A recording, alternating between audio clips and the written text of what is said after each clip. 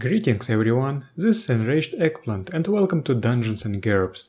In this video I'll talk about how magic is structured in GURPS compared to D&D. This is mostly intended for people who are not very familiar with GURPS, but there might be some useful information for the veterans as well. If you have ever played D&D, you probably know that all spells are split between 8 magic schools, with only a handful of double school and universal spells. The schools are Abjuration, Conjuration, Divination, Enchantment, Evocation, Illusion, Necromancy and Transmutation. GURPS has a structure that differs a lot from what you have in D&D. All spells belong to one of 24 magic colleges, with many of them belonging to multiple colleges at the same time. The colleges are Air, Animal, Body Control, Communication and Empathy, Earth, Enchantment, Fire, Food, Gate, Healing, Illusion and Creation, Knowledge, Light and Darkness, Making and Breaking, Meta Spells, Mind Control, Movement, Necromantic, Plant, Protection and Warning, Sound, Technological, Water and Weather. Note that D&D enchantment and GURPS enchantment are different things. D&D enchantment is closer to GURPS Mind Control, and GURPS enchantment is concerned with enchanting magic items. Overall, even if you are not playing with magic as skills, this college structure is useful for the purpose of limitations imposed on various advantages, such as sorcerer's empowerment. And this is important because if your spellcasting tradition allows improvisation, then you really should limit its scope. For example, the default sorcery assumes no scope limitation and will basically let you cast any spell via hardcore improvisation, given enough points in sorcerer's empowerment and fatigue points to mitigate the penalties. This can get out of hand quickly, bringing you back to the epoch of wizard domination that made everyone else feel inferior. Limiting the scope to no more than 4 colleges is a good idea. 4 colleges is still a lot, but not enough to make the sorcerer a universal problem-solving tool. Sometimes you can make the scope wider, but then you should apply other significant limitations. I'll talk about that when I get to recording my wizard video. If you do not like this framework, you can read the guidelines in GURPS Thaumatology to create an alternative. I mostly stick with the default college structure, but make some alterations. Pyramid 391 expands the metal sub-college of the technological college into a separate college. I really like that one, so I add metal as a separate magic college and excise all metal effects from the earth spells. GURPS Magic Plant Spells introduces a variant Fungus College. I use it too, just to make surface-dwelling druids feel a bit different from the Underdark druids that live in the mushroom forests. I also introduce some colleges of my own making: Poison, Time, Gravity, Force and Spirit. Poison and Time are quite distinct from the rest. Force borrows many spells from the colleges of Movement and Protection and Warning, adding some new spells into the mix. Gravity has many intersections with the Force college, but it still maintains a distinct feel. Spirit is a variant of the Necromantic college, mostly intended for shamans. It removes some death-related spells, but adds some other soul-related spells that were not in the Necromantic college. The Leyline college that is suggested in GURPS Thaumatology Urban Magics does not exist as a separate college. Its spells are spread out across other colleges as suggested in the aforementioned book. Some spells in GURPS are classified in a way that doesn't make sense for D&D. For example, such spells as Banish, Hellspawn, and Summon Demon belong to the Necromantic college. To make things consistent with D&D assumptions, I move them to the Gate college that deals with all extraplanar things. Lend Energy, Recover Energy and Share Energy can be learned not only as healing spells but also as meta spells. However, Bless, Curse, and Vigil are removed from the Metal Spell College and are only accessible to Divine Spellcasters. Create Animal and Create Mount are moved from the Illusion and Creation College to the Animal College. I also allow limited versions of Plane Shift and Plane Shift Other that send the subject to one of the elemental planes to be learned as Air, Earth, Fire, or Water spells instead of Gate. Mind control spells in GURPS magic can only affect sapient beings with free will. This is absent in sorcery, but I do not like that. Thus, I apply accessibility only on sapient beings, minus 10% limitation, to all mind control spells. This makes mind control spells unable to affect golems, zombies, robots, and animals, making the college less universal. And that's good, because mind control is one of the biggest and most versatile colleges as is. There's also spells that do not belong to any college. These consist of spells that just do not feel thematic enough to assign to a college. For example, where would you put Evard's Black Tentacles?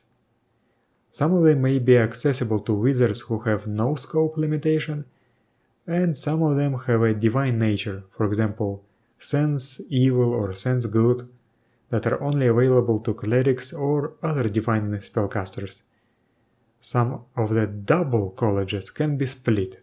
For example, Illusion and Creation is a quite small college, whose spell grouping might not make sense for some games. In such games, you should be able to split it into the Illusion College and the Creation College. However, you'd have to expand the spell selection. Or, for the purpose of limitations, you can treat any half college as, well, half a college. Light and Darkness can be split in two, making and breaking two. However, there's more making spells than breaking spells. Protection and Warning can be split, but I wouldn't do that. Communication and Empathy probably shouldn't be split either. If we open up GURPS Grimoire for the 3rd edition, we will see some suggestions about moving all the electrical or lightning spells from the Air and Weather colleges into its own Lightning College. The book also suggests splitting the College of Water, and it's a huge one, into 3: Water, Ice, and Acid. I'm strongly considering doing just that. And now let's go back to the D&D magic schools. You can approximate their values and thus, for example, make a specialized Conjurer or Abjurer. Abjurations are protective spells.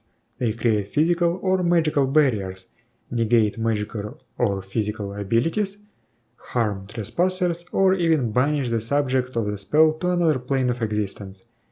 In GURPS terms, this covers the entirety of the Protection and Warning College, plus Banish, Resist Fire and Cold, I don't know why they are not in the Protection and Warning College, and all the anti-magic meta spells. Protection and Warning is a quite large college of magic, so I think that the additions make it closer to 2 colleges. So I would count Abjuration as 2 colleges. That's minus 30% for Sorcerer's Empowerment. Each Conjuration spell belongs to one of 5 sub-schools: Conjuration that transport creatures from another plane of existence to your plane, Calling; Create objects or effects on the spot, Creation; Heal, that's Healing; Bring manifestations of objects, creatures, or forms of energy to you, that's Summoning; or transport creatures or objects over great distances, that's Teleportation. This school is a mess. First, it's sometimes hard to differentiate between what the difference between evocation and conjuration. Also, D&D 3rd edition, for some reason, moved the healing spells from necromancy to conjuration. But anyway, the summoning and calling spells are covered by planar summons and create or summon elemental. Object creation, and also another form of summoning, is covered by the creation part of the Illusion and Creation College. Healing spells are the Healing College. Transportation is the Teleportation and Plane Shift spells. It seems that this, with the summoning spells, pretty much encompasses the Gate College. Matter creation is covered by such spells as create acid, create air, create earth, create ice, create steam, create water. Offensive creations would be rain of acid, rain of ice daggers, rain of stones, ice dagger, stone missile, ice sphere. Thus, this is 3 colleges. If you want to exclude healing spells, this will be equal to 2 colleges. 3 colleges is minus 20% and 2 colleges is minus 30%. Divination spells enable you to learn secrets long forgotten, predict the future, find hidden things, and foil deceptive spells. That's just the knowledge college, so minus 40% as for the single college. Enchantment spells affect the minds of others, influencing or controlling their behavior. That's just the mind control college, so minus 40% again. Evocation spells manipulate magical energy or tap an unseen source of power to produce a desired end. In effect, an evocation draws upon magic to create something out of nothing. Many of these spells produce spectacular effects, and evocation spells can deal large amounts of damage. This covers most missile spells except for those that create something and then launch it, like stone missile, ice sphere, ice dagger, and most rain spells. Again, sometimes it is difficult to understand whether a spell is conjuration or evocation. So, acid ball, acid jet, air jet, ball of lightning, breathe fire, breathe radiation, breathe steam, burning death, burning touch, etc. This covers most of the fire college plus some spells from other colleges.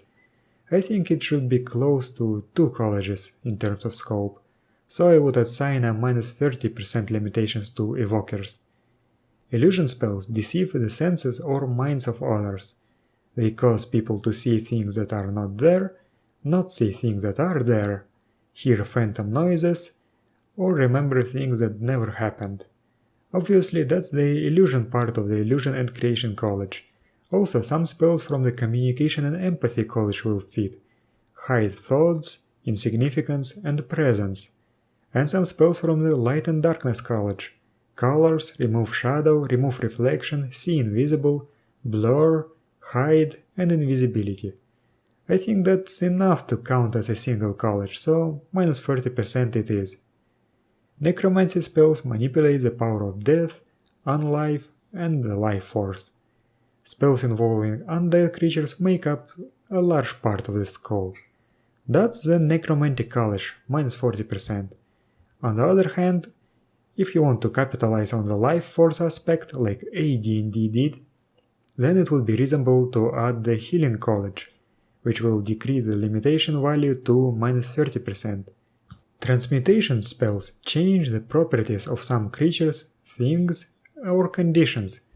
This covers most of the Body Control College, a large part of the Making and Breaking College, plus a lot of matter transmutation spells from other colleges, such as Water to Earth. Honestly, this is so versatile that I would treat transmutation as 3 colleges. That's minus 20%. And that's it for this video. Thank you for watching, I hope that was somewhat helpful, and I'll see you in the next one.